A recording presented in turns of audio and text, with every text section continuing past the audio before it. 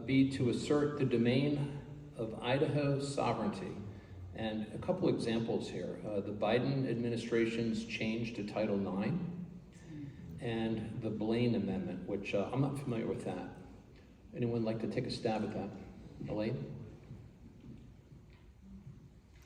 So I ran a joint memorial to propose a constitutional amendment to remove the Blaine Amendment from the Idaho Constitution this last session. And the Blaine Amendment, basically what it does is it says that there's no public money can go to specific sects, S-E-C-T, and they use religion as that specific entity. They can't receive public funds.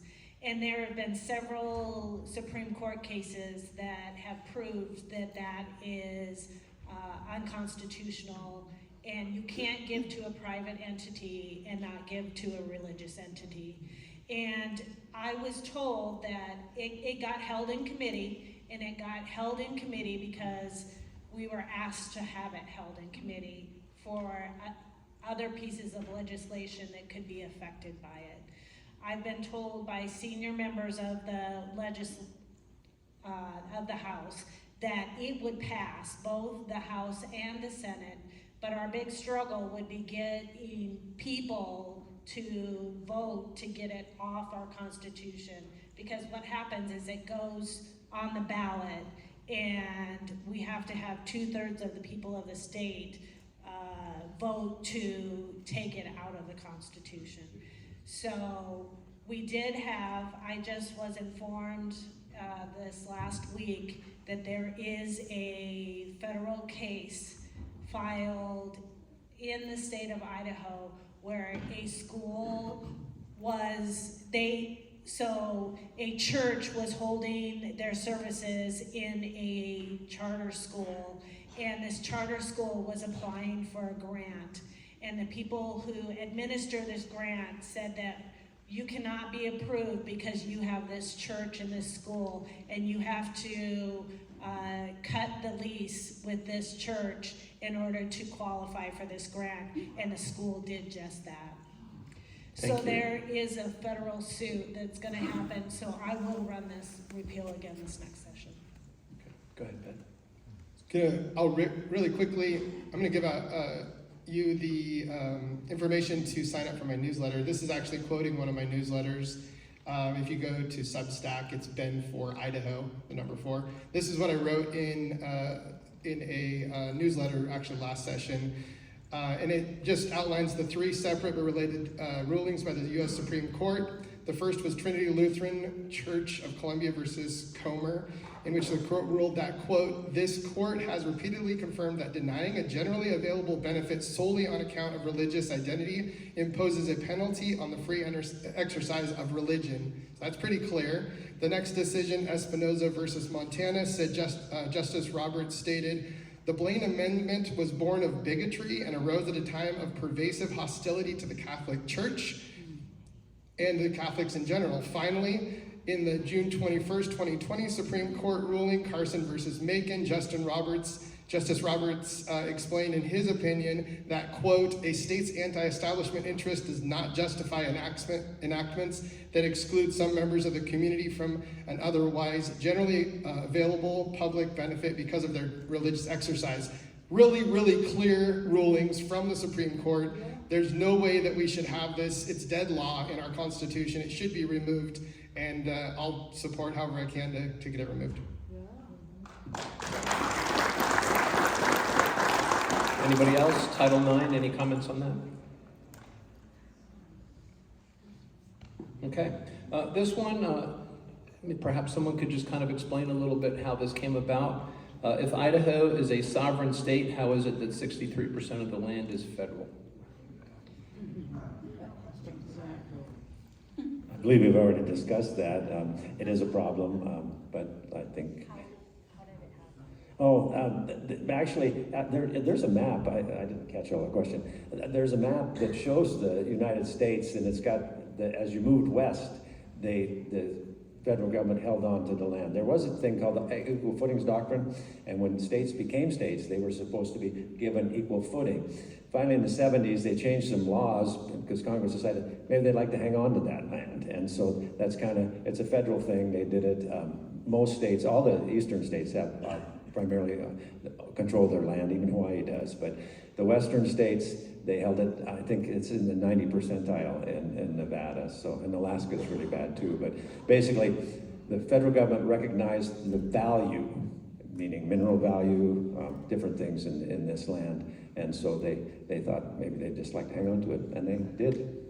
So some of the eastern states actually are starting to realize, though, because they subsidize us. Because the fact that all this federal money comes to Idaho and we can't support ourselves, the eastern states, some are saying, well, wait a minute, we're paying taxes that's going to Idaho. They should be able to support themselves, which we should. It's no different than if you bought a farm and a 1,000-acre farm, say, okay, I'm gonna start farming. They say, oh, well, we forgot to tell you, you can't, 620 acres, you can't farm.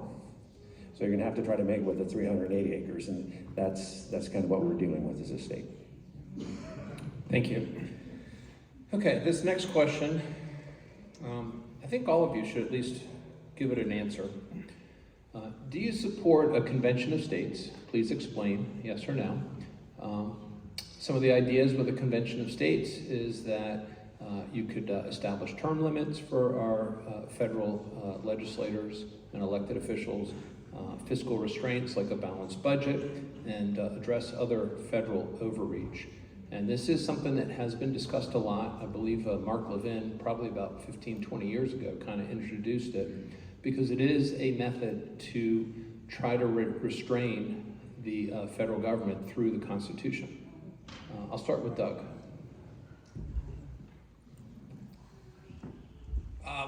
This is an interesting one. I've been open to both sides of the argument on this. So, and I've basically taken the position, as I've learned more and more over the years, that there's no clear winner. And as a representative of the people in my district, I've tried to determine where they are on the issue relative to how I will vote or support or not support. And as of late, the feedback that I've gotten has been very clear. In fact, at the last town hall meeting, I asked for a show of hands. I think it was probably 80-20% against. So I've been kind of relying on that because, so, we've got, it is an opportunity though for us to actually do something under the law that could countermand, but there are apparently risks with it as well. And you could have a Pandora's box problem, and I respect that, and I respect the folks who've elected me, and I'm trying to do their will on that issue. So that's where I'm at right now. Thank you. I tried to sit on the fence too.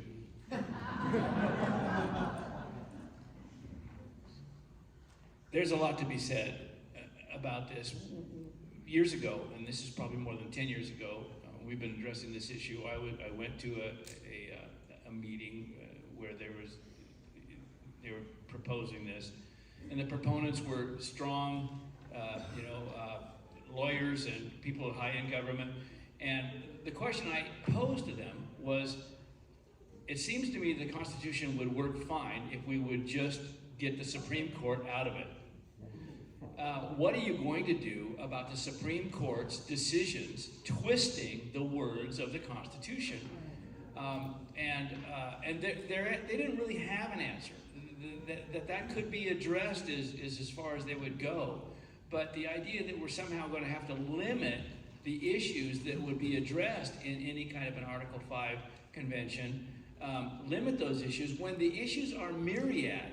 When in Marbury versus Madison, when the Supreme Court took the power to be the final arbiter of what is constitutional, and no one challenged that. Well, why? Maybe the media, powers that be are the powers that be. But at that point, something should have been challenged where the state said, no, you aren't.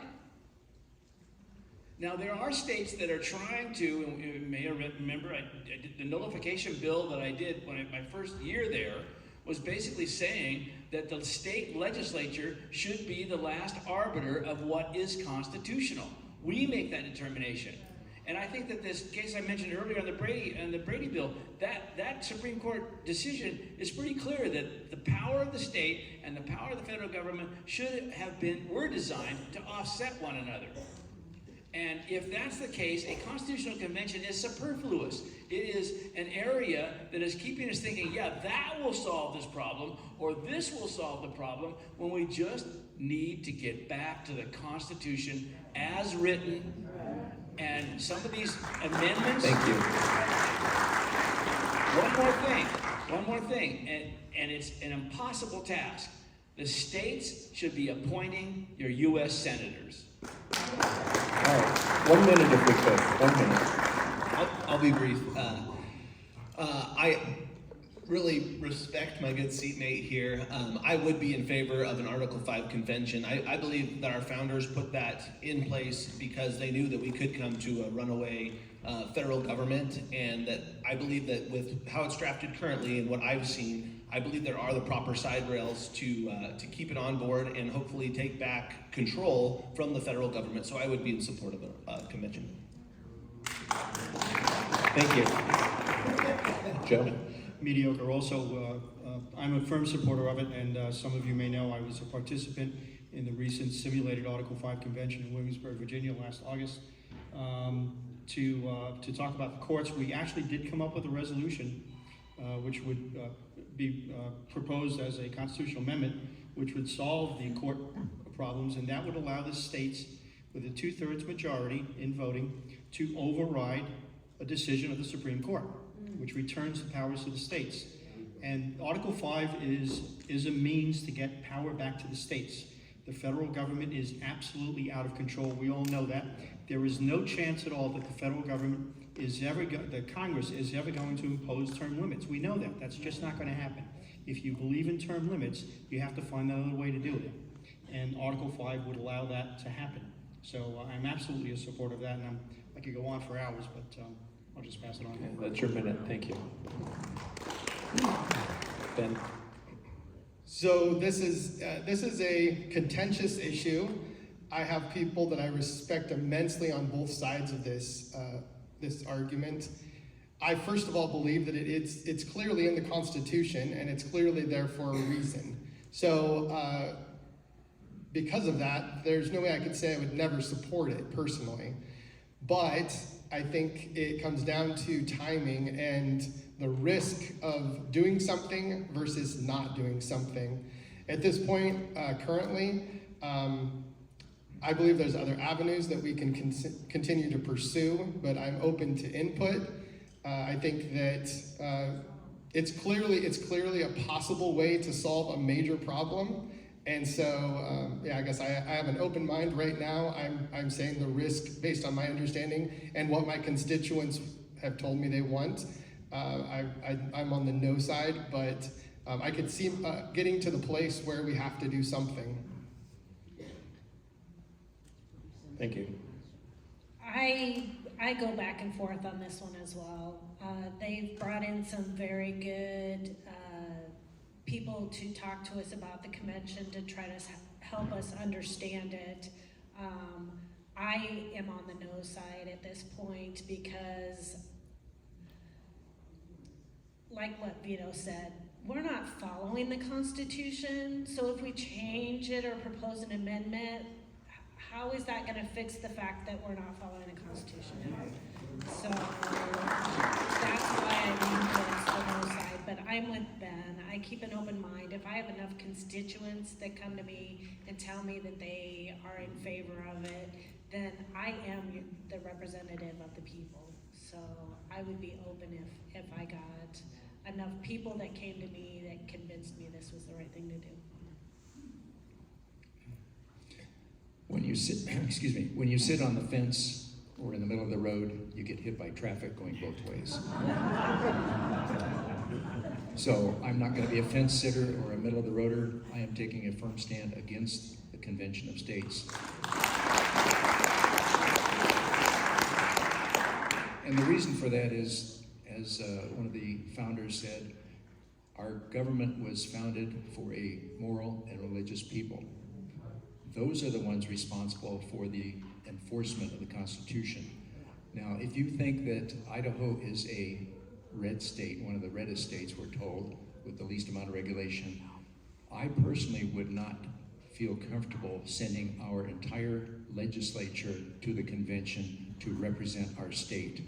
What we have seen from the Senate, and more importantly from the House of Representatives this time around, not being able to pass good legislation and voting against good legislation, I wouldn't trust us. Now, if I don't trust us, and I think that might be a sentiment shared by some of my colleagues here, what about states like California, Washington, Oregon, New York, Connecticut, Delaware? Are they going to uphold the Constitution and look out for the best interest of the founders' intentions for founding the Constitution? I don't think so. We're not ready. We don't have the right people. The solution is the education of the electorate. There are too many people that look for freebies from the federal government, and they're basically have got the ring in their nose and are being pulled by the money that's coming out of Washington that is going to drown us in debt. Thank you.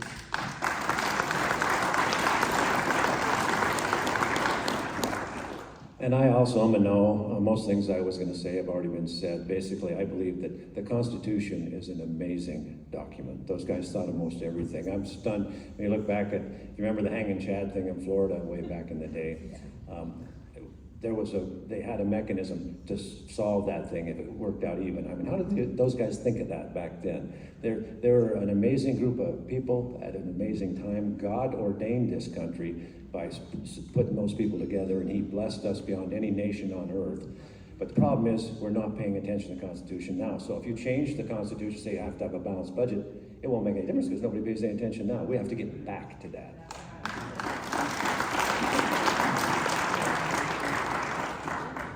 Yeah, we talked a little bit about being adamant, yes or no, or whether you're sitting on the fence. Is it possible to be agnostic or indifferent? And that's where I am. I'll be perfectly honest with everybody in this room. I'll be, 50-50. If it's 50-50, we'll be conservative.